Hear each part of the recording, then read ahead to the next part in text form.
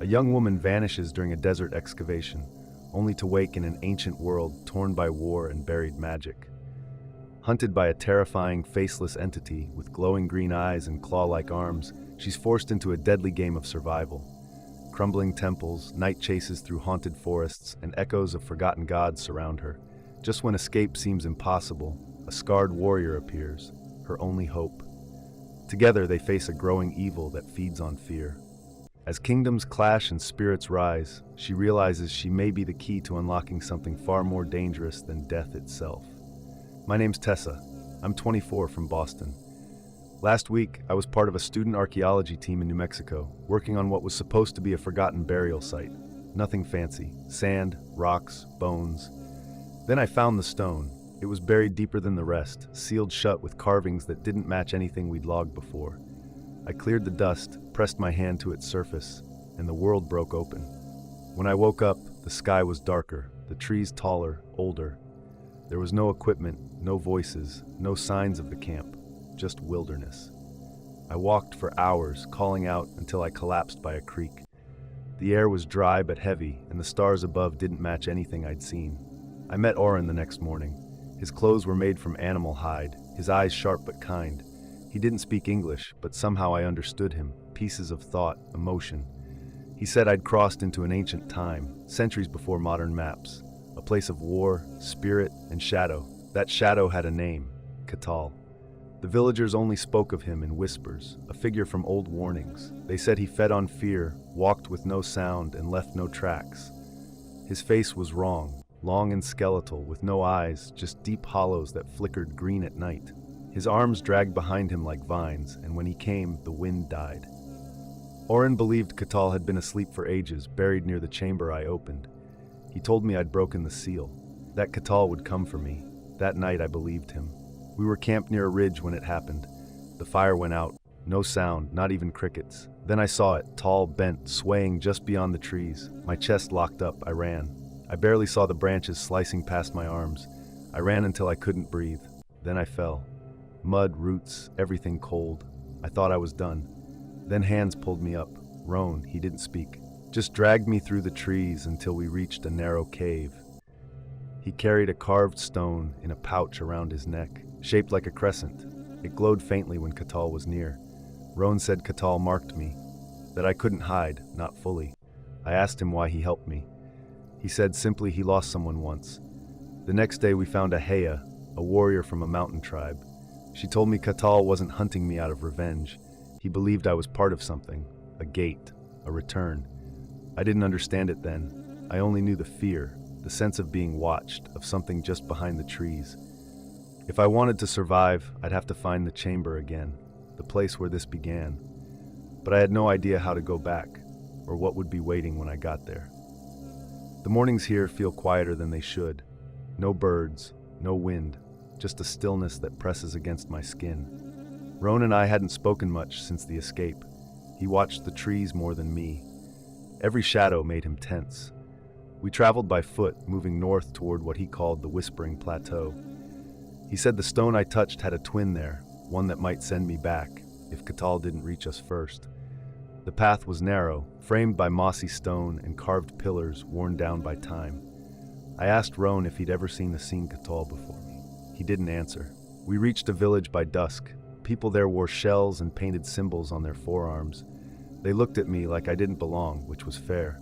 A girl named Sira approached, younger than me, curious eyes. She spoke to Roan first, then offered us food and a place to rest. I tried to sleep, but something outside scraped against the wall. Sira joined us the next morning, said the elders had dreamed of a pale star crashing into their time, that it would either bring rebirth or ruin. She looked at me when she said that. We left the village before noon, cutting through the old forest. Roan insisted we avoid open fields. Catal moved faster when he had space. By late afternoon, we found strange markings in the dirt, long grooves. Something had crawled there. Not walked, crawled. Trees around it were shredded halfway up their trunks. The deeper we went, the colder it got. Sira whispered a warning, but the sound died in her throat. At the foot of a stone cliff, we stopped to drink from a spring. I bent down, cupped the water, and caught my reflection. My face looked different. Tired, yes, but more than that. My eyes looked older. Roan stood still, sensing something. A branch snapped far behind us. Then another. I turned. The forest was empty, but it didn't feel empty. I could feel it move, like breath on the back of my neck. We ran. It chased us without sound, just presence. Every time we turned, the space behind us seemed thinner. Trees grew closer. Light bent strangely. Sierra tripped, but Roan pulled her up without slowing. My legs burned, lungs felt tight, but we didn't stop. We reached an opening near dusk, a circle of standing stones, each carved with eyes. Realistic, deep-set, and too human. Sierra said the plateau was near, but we weren't alone. Across the field stood a figure. Not tall, not monstrous, just a man in a dark cloak leaning against a tree, except the tree behind him started to rot. His face was pale, drawn tight around bone. His mouth never moved, but I heard his voice in my chest. He knew my name. Roan stepped forward, placing himself between us. The figure tilted his head. His eyes glowed faint green like moss under moonlight. Then, with no warning, he stepped back and vanished. The wind rushed in all at once. Leaves lifted. Sierra gasped. Roan grabbed my arm, said we had to move. The stones behind us began to hum. We pushed forward through thick vines until we came upon a ledge. Down below, an ancient temple stood half buried in earth. Roan said it was older than their oldest stories. Inside, murals stretched across every wall. They told of a being who crossed between times, marked by light and shadow. The last panel showed a woman with hair like mine, facing a figure wrapped in flame. It wasn't Katal, it was me.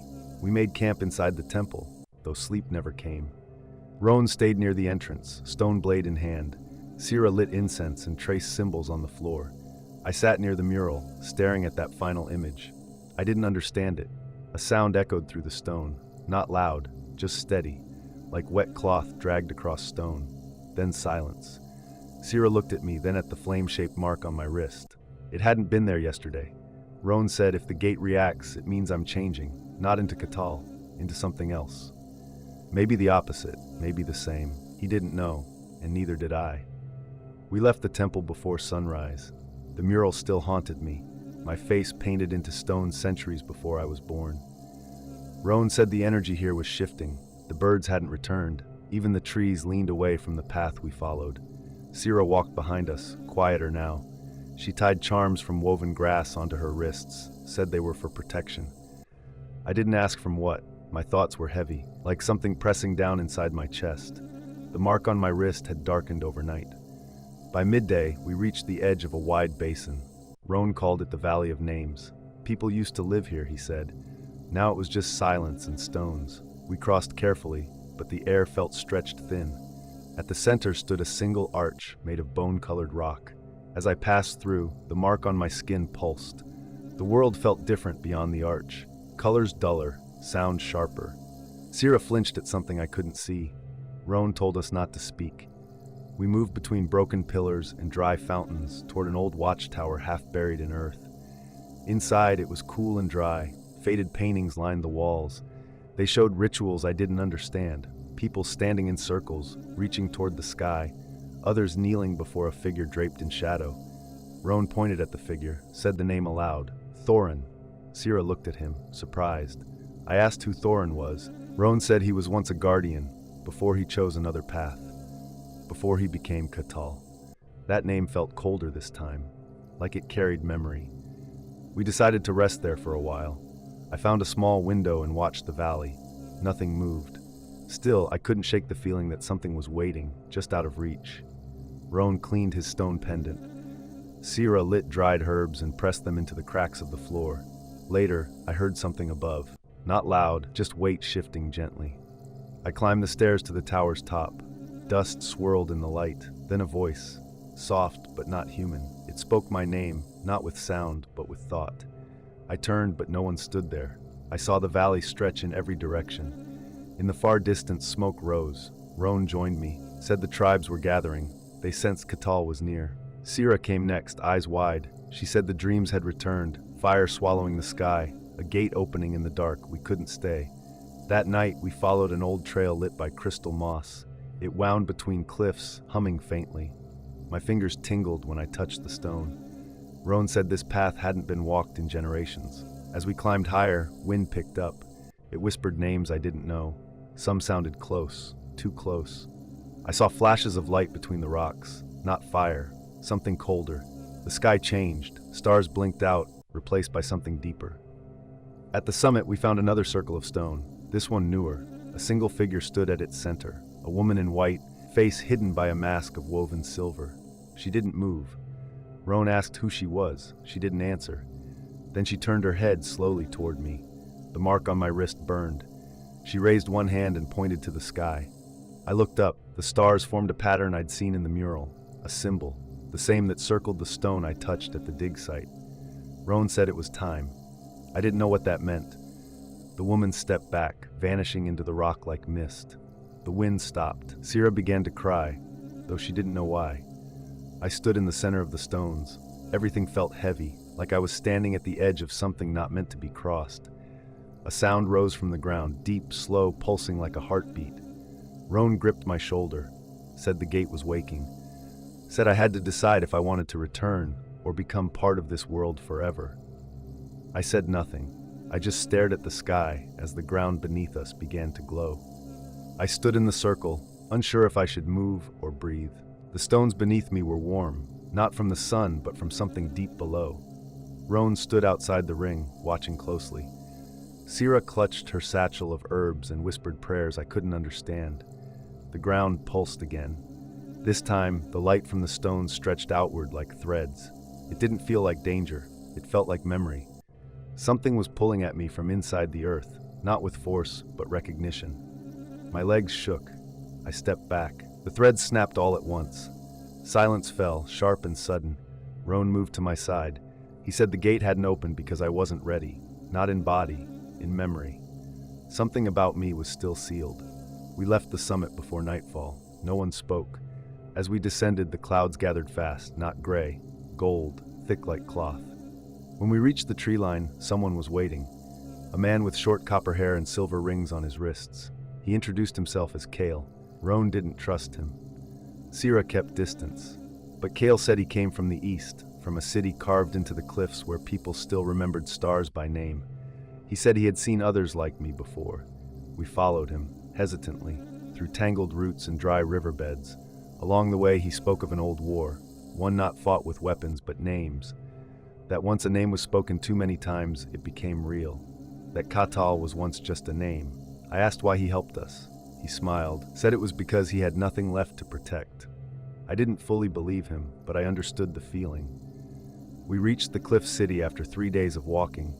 It was carved into orange stone, hidden by fog. People watched from narrow balconies but didn't speak. Kale led us into a hall lit by crystals embedded in the ceiling. The walls were covered in black vines, soft to the touch. A woman waited inside. Her name was Tira. She wore a crown of bone and spoke like wind slipping through reeds. She examined my wrist without touching it, then nodded slowly. Said I carried not a mark, but a memory too old to name. Roan asked what that meant. She said I had crossed time not by accident, but by invitation, that the gate responds only to what it remembers. She said I was being followed not because I broke the seal, but because I had once helped build it. Sierra looked at me like she didn't recognize me anymore. I didn't know how to feel. My body was here. My name was still mine. But if what Thera said was true, then part of me belonged to this world before I was even born. That night, I couldn't sleep. I sat outside the stone chamber, watching the stars shift slowly. Kale sat beside me, said he once dreamed of walking into the past and waking up a better version of himself. But time doesn't erase you. It only shows you more of what you already are. I asked him if I could leave this place, if the gate would take me back. He said the gate could open, yes, but going home might not feel like home anymore. Not after everything I'd seen, not after what I'd become. A breeze passed through. My wrist burned again. This time, the light from the mark spread to my fingertips. Roan emerged from the shadows and said we had to go. Thera had seen a sign. The gate would open soon, but so would something else. We left before the fog lifted. Kale came with us. I didn't know what waited beyond the valley or if the gate would still recognize me. But I knew now this wasn't just survival. It was return and reckoning. The path down the mountain was quiet. No birds, no wind, just the crunch of our feet over dry moss. I kept touching the mark on my wrist. It had cooled again, but still glowed faintly beneath the skin like something buried too deep to reach. Kale led, silent as usual. Roan stayed near me, his hand never far from the stone pendant he wore. Sira lagged behind, humming to herself softly, like she was trying to fill the air with something other than silence. We walked until the sun dipped below the ridge. Then the fog returned. We reached a clearing surrounded by ash-colored trees. In the center was a flat stone slab, half sunk in dirt. It looked like an altar. Kale said this was one of the places where time first cracked, that if we waited, the gate might appear again. I didn't ask how he knew. I was too tired to question it anymore. I sat beside the slab. My thoughts swirled like smoke. Roan crouched nearby, drawing lines in the dirt. Sira sat with her back to a tree, eyes closed, whispering names I didn't know. Night fell quickly. The air turned thin. The stars above began to drift, like they weren't fixed anymore. I watched one slowly slide across the sky, leaving a pale line behind it. Then I heard something move in the trees. Kale stood up fast, not alarmed, just focused. He said we weren't alone. A figure stepped into the clearing. She wore a cloak the color of rust and walked with a limp. Her name was Evelyn. She said she was a watcher, not from any tribe, older. She had lived near the first gate for most of her life. She looked at me like she'd seen me before. Said the mark I carried wasn't just a signal, it was a promise, that the being who gave it didn't mark lightly. Roan asked if she meant Catal. She nodded, but said it was more complicated than that. Evelyn said Catal wasn't born here. He crossed through the gate long ago, chasing something he could no longer remember. Over time, he changed. His body lost its name. His memories sank into the dirt. All that remained was hunger and the echo of purpose. I asked if I was like him. Evelyn stared at me for a long moment. Then she said no, but I might become like him if I stayed too long between times. I wanted to ask what that meant, but the ground trembled. Roan jumped to his feet. The stones around the clearing pulsed. A low hum vibrated through my spine. Then the sky above cracked open, not like lightning, more like fabric tearing. A soft golden light spilled through the gap. Kale told me not to move yet. Evelyn stepped into the center of the clearing. She spoke in a voice that didn't echo but still reached far. The light above began to swirl. I could see shapes inside it, places, faces, some familiar, some mine. I felt myself drifting toward it, though my feet hadn't moved. Roan grabbed my hand, told me I had to choose. Go forward, or stay and finish what I had started. But I didn't know what that was. Sira stepped closer. She said if I left, the gate would close for good, that the land would lose its last memory of itself, and Catal would remain half alive waiting. I stood in the center. The hum grew louder. My mark burned white.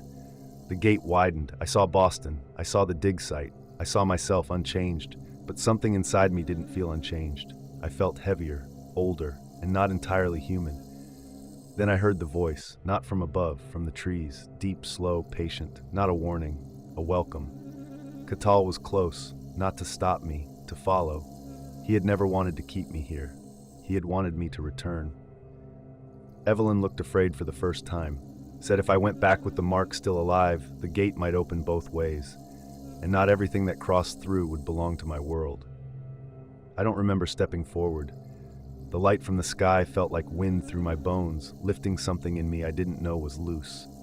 Evelyn shouted something, but her voice was swallowed by the sound, like water rushing inside a cave. The clearing began to shift. The stones bent, not breaking but folding inward, as if making space. The light touched the mark on my wrist and it flared to life, now pulsing in time with something above. Roan tried to pull me back. His hand was warm, solid, but I didn't move, couldn't. My eyes stayed locked on the gate above, now opening wider. I saw flashes, my world, my apartment, my shoes still by the door. Then the dig site, covered in tarp and sand, and behind it all, something watching. Sira cried out and stumbled back. She said she saw her village burning, that something had followed the vision down from the stars. Kale stepped forward, but his legs buckled. He said the gate was too open now. That time was bleeding. I turned to Roan. His face had changed, not aged, but layered, as if I could suddenly see who he had once been. Someone who had stood in another clearing, another circle, with the same choice. He let go of my hand. Catal entered without sound, not through the gate, but beside it. The trees bowed slightly as he passed. He didn't run or float, he simply arrived. The air around him shimmered. The space behind him was too dark for a clear shape. I didn't feel fear. I felt recognition, like hearing a voice you forgot was yours.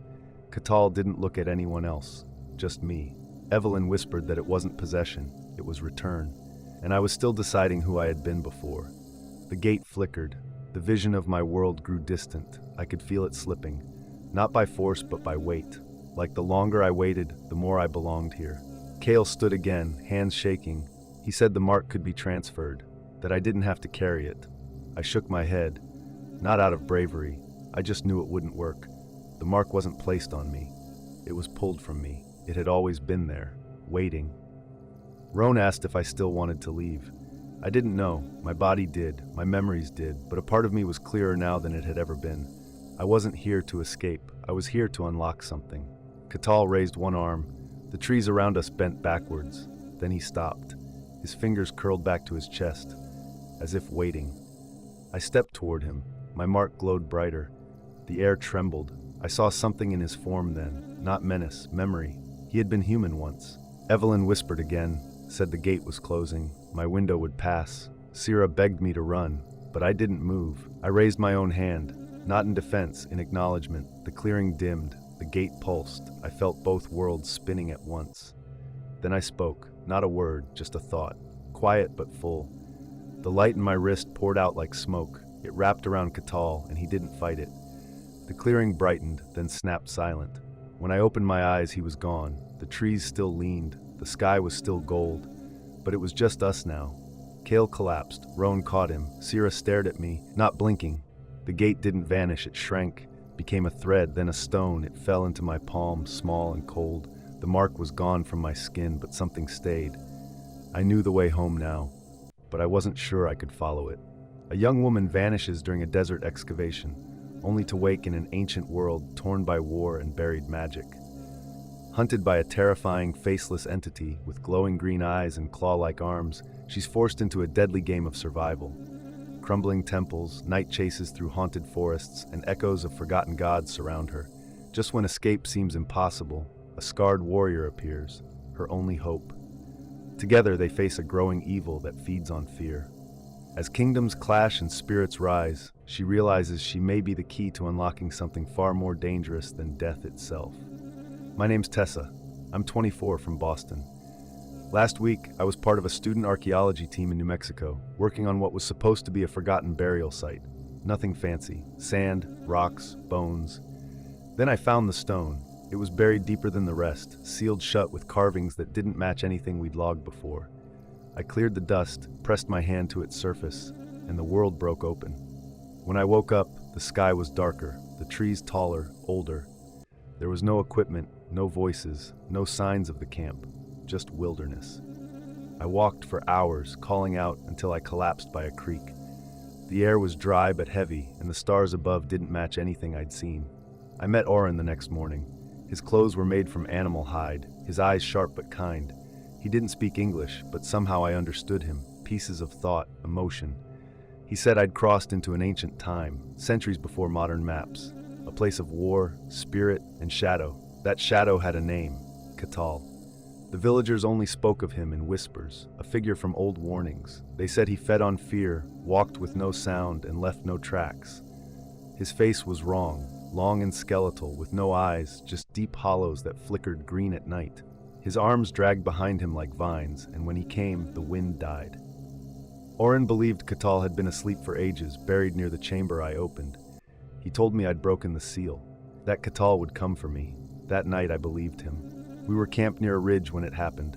The fire went out, no sound, not even crickets. Then I saw it, tall, bent, swaying just beyond the trees. My chest locked up, I ran. I barely saw the branches slicing past my arms. I ran until I couldn't breathe. Then I fell. Mud, roots, everything cold. I thought I was done. Then hands pulled me up. Roan, he didn't speak, just dragged me through the trees until we reached a narrow cave. He carried a carved stone in a pouch around his neck, shaped like a crescent. It glowed faintly when Catal was near. Roan said Catal marked me, that I couldn't hide, not fully. I asked him why he helped me. He said simply he lost someone once.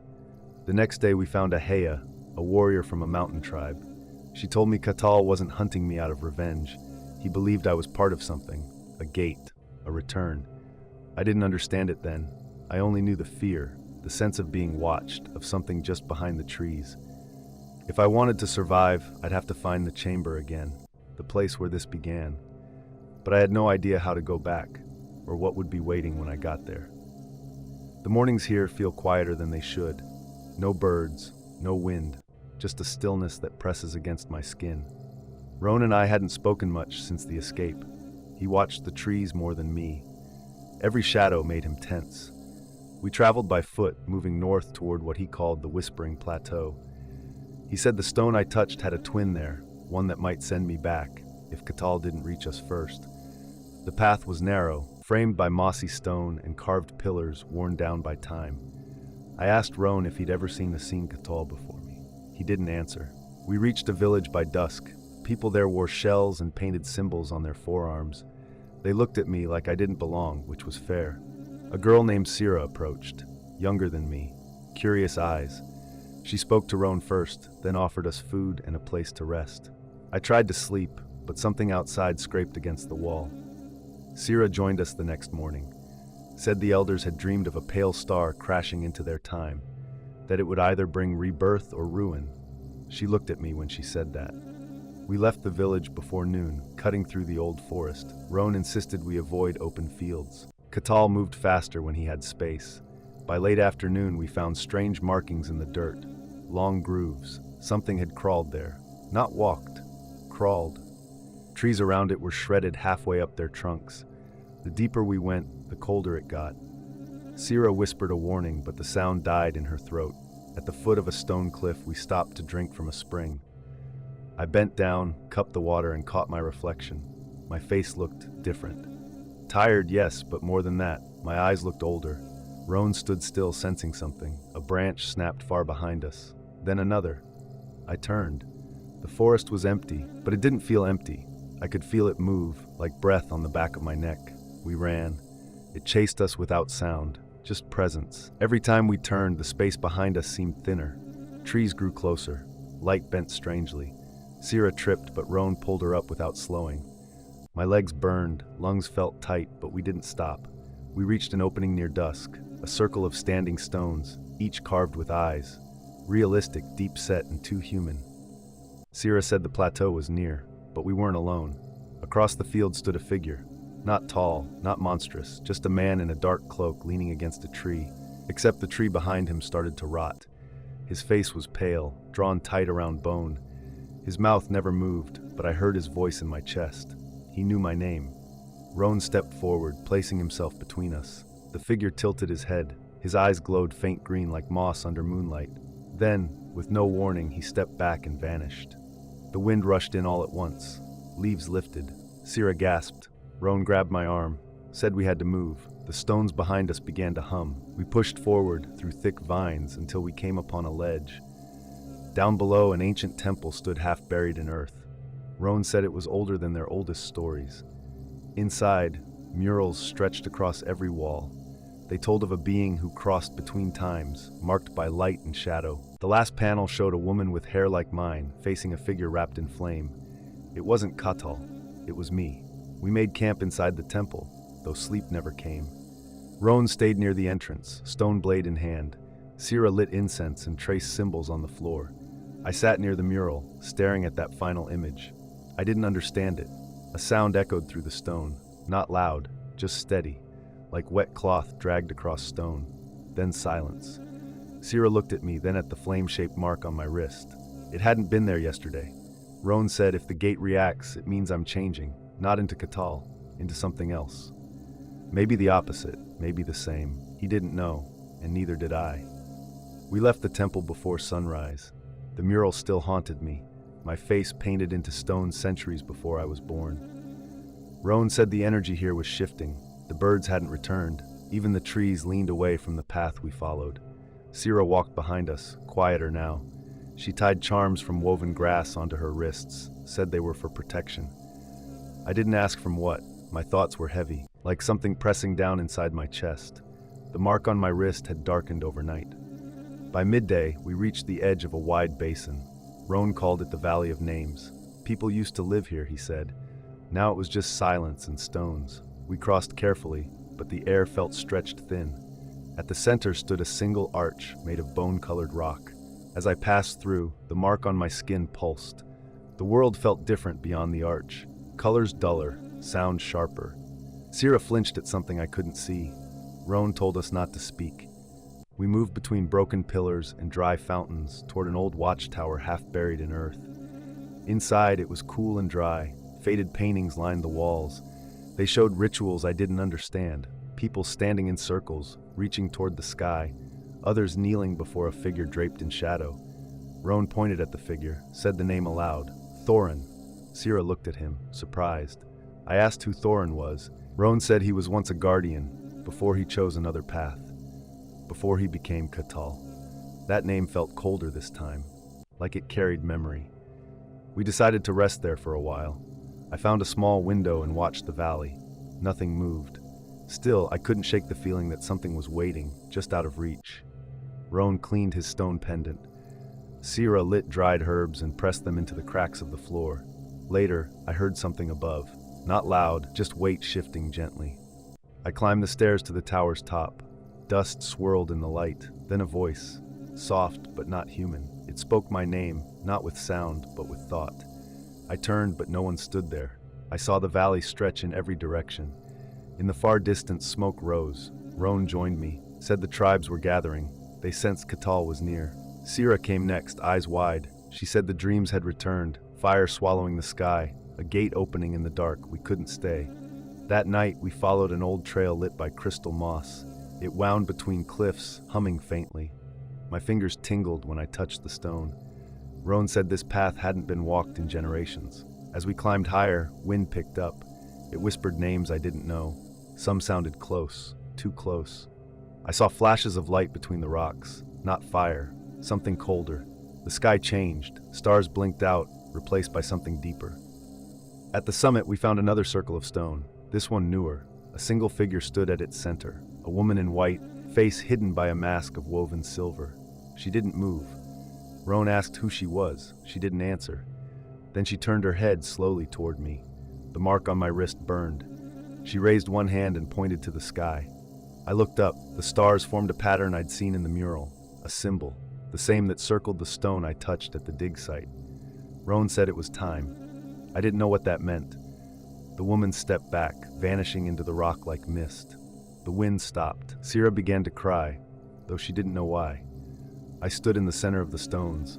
Everything felt heavy, like I was standing at the edge of something not meant to be crossed. A sound rose from the ground, deep, slow, pulsing like a heartbeat. Roan gripped my shoulder, said the gate was waking, said I had to decide if I wanted to return or become part of this world forever. I said nothing. I just stared at the sky as the ground beneath us began to glow. I stood in the circle, unsure if I should move or breathe. The stones beneath me were warm, not from the sun, but from something deep below. Roan stood outside the ring, watching closely. Sierra clutched her satchel of herbs and whispered prayers I couldn't understand. The ground pulsed again. This time, the light from the stones stretched outward like threads. It didn't feel like danger. It felt like memory. Something was pulling at me from inside the earth, not with force, but recognition. My legs shook. I stepped back. The threads snapped all at once. Silence fell, sharp and sudden. Roan moved to my side. He said the gate hadn't opened because I wasn't ready. Not in body, in memory. Something about me was still sealed. We left the summit before nightfall. No one spoke. As we descended, the clouds gathered fast, not gray, gold, thick like cloth. When we reached the tree line, someone was waiting. A man with short copper hair and silver rings on his wrists. He introduced himself as Kale. Roan didn't trust him. Sierra kept distance. But Kale said he came from the east, from a city carved into the cliffs where people still remembered stars by name. He said he had seen others like me before. We followed him, hesitantly, through tangled roots and dry riverbeds. Along the way, he spoke of an old war, one not fought with weapons but names. That once a name was spoken too many times, it became real. That Catal was once just a name. I asked why he helped us. He smiled, said it was because he had nothing left to protect. I didn't fully believe him, but I understood the feeling. We reached the cliff city after 3 days of walking. It was carved into orange stone, hidden by fog. People watched from narrow balconies but didn't speak. Kale led us into a hall lit by crystals embedded in the ceiling. The walls were covered in black vines, soft to the touch. A woman waited inside. Her name was Tira. She wore a crown of bone and spoke like wind slipping through reeds. She examined my wrist without touching it, then nodded slowly. Said I carried not a mark, but a memory too old to name. Roan asked what that meant. She said I had crossed time not by accident, but by invitation, that the gate responds only to what it remembers. She said I was being followed not because I broke the seal, but because I had once helped build it. Sira looked at me like she didn't recognize me anymore. I didn't know how to feel. My body was here. My name was still mine. But if what Thera said was true, then part of me belonged to this world before I was even born. That night, I couldn't sleep. I sat outside the stone chamber, watching the stars shift slowly. Kale sat beside me, said he once dreamed of walking into the past and waking up a better version of himself. But time doesn't erase you. It only shows you more of what you already are. I asked him if I could leave this place, if the gate would take me back. He said the gate could open, yes, but going home might not feel like home anymore. Not after everything I'd seen, not after what I'd become. A breeze passed through. My wrist burned again. This time, the light from the mark spread to my fingertips. Roan emerged from the shadows and said we had to go. Thera had seen a sign. The gate would open soon, but so would something else. We left before the fog lifted. Kale came with us. I didn't know what waited beyond the valley or if the gate would still recognize me. But I knew now this wasn't just survival. It was return and reckoning. The path down the mountain was quiet. No birds, no wind, just the crunch of our feet over dry moss. I kept touching the mark on my wrist. It had cooled again, but still glowed faintly beneath the skin like something buried too deep to reach. Kale led, silent as usual. Roan stayed near me, his hand never far from the stone pendant he wore. Sira lagged behind, humming to herself softly, like she was trying to fill the air with something other than silence. We walked until the sun dipped below the ridge. Then the fog returned. We reached a clearing surrounded by ash-colored trees. In the center was a flat stone slab, half sunk in dirt. It looked like an altar. Kale said this was one of the places where time first cracked, that if we waited, the gate might appear again. I didn't ask how he knew. I was too tired to question it anymore. I sat beside the slab. My thoughts swirled like smoke. Roan crouched nearby, drawing lines in the dirt. Sira sat with her back to a tree, eyes closed, whispering names I didn't know. Night fell quickly. The air turned thin. The stars above began to drift, like they weren't fixed anymore. I watched one slowly slide across the sky, leaving a pale line behind it. Then I heard something move in the trees. Kale stood up fast, not alarmed, just focused. He said we weren't alone. A figure stepped into the clearing. She wore a cloak the color of rust and walked with a limp. Her name was Evelyn. She said she was a watcher, not from any tribe, older. She had lived near the first gate for most of her life. She looked at me like she'd seen me before, said the mark I carried wasn't just a signal, it was a promise, that the being who gave it didn't mark lightly. Roan asked if she meant Katal. She nodded but said it was more complicated than that. Evelyn said Katal wasn't born here. He crossed through the gate long ago, chasing something he could no longer remember. Over time, he changed. His body lost its name. His memories sank into the dirt. All that remained was hunger and the echo of purpose. I asked if I was like him. Evelyn stared at me for a long moment. Then she said no, but I might become like him if I stayed too long between times. I wanted to ask what that meant, but the ground trembled. Roan jumped to his feet. The stones around the clearing pulsed. A low hum vibrated through my spine. Then the sky above cracked open, not like lightning, more like fabric tearing. A soft golden light spilled through the gap. Kale told me not to move yet. Evelyn stepped into the center of the clearing. She spoke in a voice that didn't echo but still reached far. The light above began to swirl. I could see shapes inside it, places, faces, some familiar, some mine. I felt myself drifting toward it, though my feet hadn't moved. Roan grabbed my hand, told me I had to choose. Go forward, or stay and finish what I had started. But I didn't know what that was. Sira stepped closer. She said if I left, the gate would close for good, that the land would lose its last memory of itself.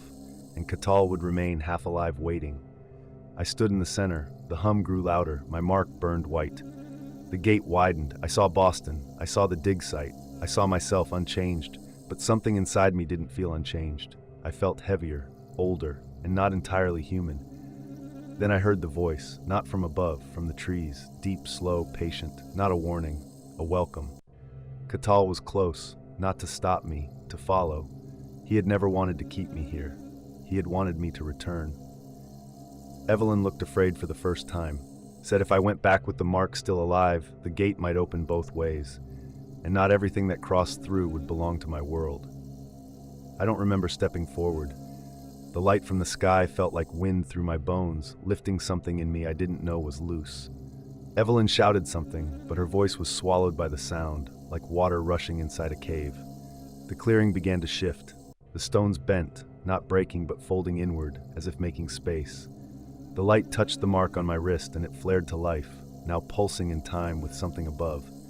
Roan tried to pull me back. His hand was warm, solid, but I didn't move, couldn't. My eyes stayed locked on the gate above, now opening wider. I saw flashes, my world, my apartment, my shoes still by the door. Then the dig site, covered in tarp and sand, and behind it all, something watching. Sira cried out and stumbled back. She said she saw her village burning, that something had followed the vision down from the stars. Kale stepped forward, but his legs buckled. He said the gate was too open now. That time was bleeding. I turned to Roan. His face had changed, not aged, but layered, as if I could suddenly see who he had once been. Someone who had stood in another clearing, another circle, with the same choice. He let go of my hand. Catal entered without sound, not through the gate, but beside it. The trees bowed slightly as he passed. He didn't run or float, he simply arrived. The air around him shimmered. The space behind him was too dark for a clear shape. I didn't feel fear. I felt recognition, like hearing a voice you forgot was yours. Catal didn't look at anyone else, just me. Evelyn whispered that it wasn't possession, it was return. And I was still deciding who I had been before. The gate flickered. The vision of my world grew distant. I could feel it slipping, not by force but by weight. Like the longer I waited, the more I belonged here. Kale stood again, hands shaking. He said the mark could be transferred, that I didn't have to carry it. I shook my head. Not out of bravery, I just knew it wouldn't work. The mark wasn't placed on me. It was pulled from me. It had always been there, waiting. Roan asked if I still wanted to leave. I didn't know. My body did, my memories did, but a part of me was clearer now than it had ever been. I wasn't here to escape. I was here to unlock something. Catal raised one arm. The trees around us bent backwards. Then he stopped. His fingers curled back to his chest, as if waiting. I stepped toward him. My mark glowed brighter. The air trembled. I saw something in his form then, not menace, memory. He had been human once. Evelyn whispered again, said the gate was closing. My window would pass. Sira begged me to run, but I didn't move. I raised my own hand, not in defense, in acknowledgement. The clearing dimmed. The gate pulsed. I felt both worlds spinning at once.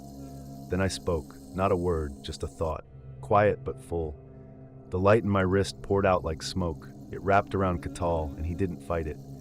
The clearing brightened, then snapped silent. When I opened my eyes, he was gone. The trees still leaned. The sky was still gold. But it was just us now. Kale collapsed. Roan caught him. Sira stared at me, not blinking.